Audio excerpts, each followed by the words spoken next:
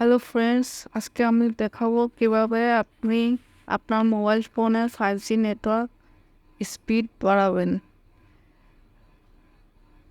প্রথমে আপনার সেটিংসে গিয়ে কানেকশনে যেতে হবে। কানেকশনস থেকে আপনি যাবেন আপনার mobile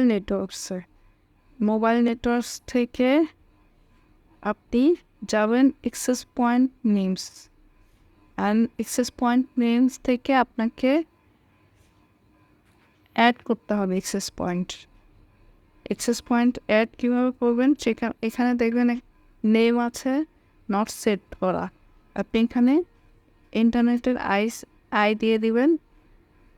APN name not set আছে, সেখানে ইন্টারনেটের আই দিয়ে দিবেন। তারপর আপনি আপনার সার্ভার নেম দিবেন। সার্ভার নট সেট দেখানো আছে, সার্ভার দিবেন 5G।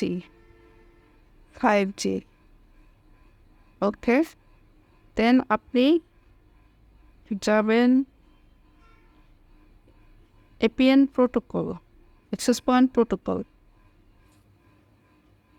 সেখান থেকে আপনাকে IPv4 IPv6 সিলেক্ট করে দিতে হবে।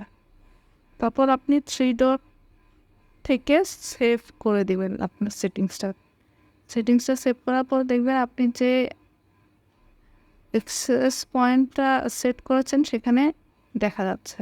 আপনি এটা সিলেক্ট করে সিলেক্ট করে দেবেন।